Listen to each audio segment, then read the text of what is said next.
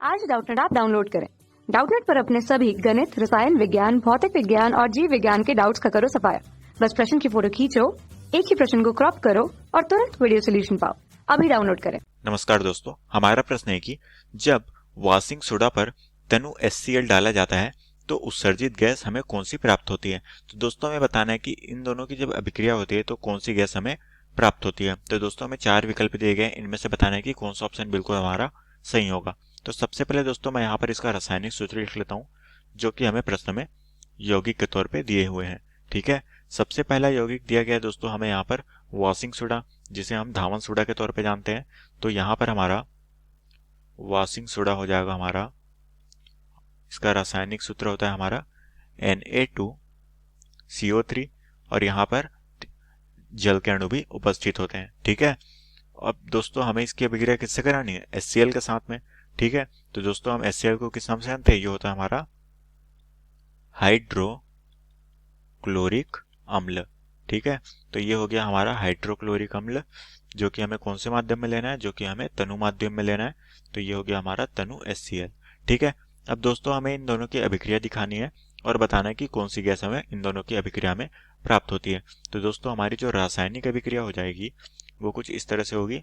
यहाँ पर हो जाएगी हमारी रासायनिक अभिक्रिया, वो कुछ इस तरह से होगी। सबसे पहले दोस्तों हमारा जो वॉशिंग सोडा जो कि होता है हमारा Na2CO3, इसकी अभिक्रिया हमें करानी है HCl के साथ। ठीक है दोस्तों, इन दोनों की जब अभिक्रिया होती है तो हमारा बनने वाला उत्पाद होता है वो होता है हमारा NaCl, जिसे हम साधारण नमक भी कहते हैं।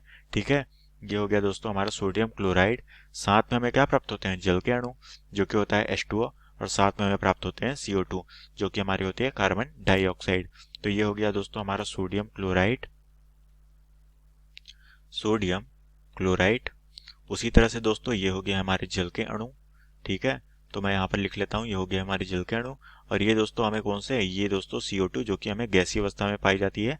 ये हो गई हमारी कार्बन डाइऑक्साइड। ठीक है, ये हो गई दोस्तों हमारी कार्बन डाइऑक्साइड।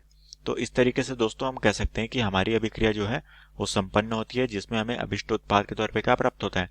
सोडियम क्लोराइड, जल, और हमें क्या प्राप्त होता है? Carbon dioxide. और दोस्तों हमें यहाँ पर पूछा गया था कि हमें कौन सी गैस प्राप्त होती है। तो दोस्तों हमें गैसीय अवस्था में क्या प्राप्त होता है? CO2 गैस के रूप में प्राप्त होती है, जो कि हमारी क्या होती है? कार्बन डाइऑक्साइड होती है। अब दोस्तों हम अपने विकल्पों को देखते हैं कि कौन सा विकल्प हमारा बिल्कुल सही है। पहला विकल्प दिया गया है दोस्तों हमें ऑक्सीजन।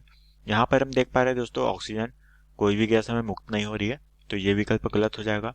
उसी तरीके से हमारा दूसरा ऑप्शन दोस्तों जो कि दिया गया है CO2, ये हमारे प्रश्न का बिल्कुल सही उत्तर हो जाएगा, क्योंकि हमें अभिक्रिया के दौरान CO2 गैस प्राप्त हो रही है।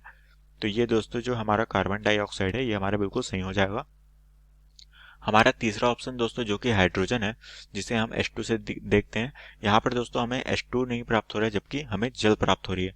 तो हम कह सकते हैं कि ये विकल्प हमारा बिल्कुल गलत हो जाएगा। ठीक है, और हमारा जो चौथा ऑप्शन दो की दिया गया है उपयुक्त तो सभी, तो इनमें से दोस्तों हमारा दूसरा ऑप्शन सही है, तो ये ऑप्शन हमारा क्या हो जाएगा? बिल्कुल गलत हो जाएगा। तो हम कह सकते हैं कि हमारा जो ऑप्शन बी दिया गया है जो कि है CO2 कार्बन डाइऑक्साइड, ये हमारे प्रश्न का बिल्कुल सही उत्तर हो जाएगा। तो आशा करता हूँ दोस्तों आपको ये प्रश्न समझ आया होगा। धन्यवाद। कक्षा 6 से 12वीं से लेकर नीट, IIT, JEE वो एडवांस के लेवल तक 1 करोड़ से ज्यादा छात्रों का भरोसा। आज ही डाउनलोड करें डाउटनेट ऐप या व्हाट्सएप करें अपने सारे डाउट्स 8400 400 400 पर।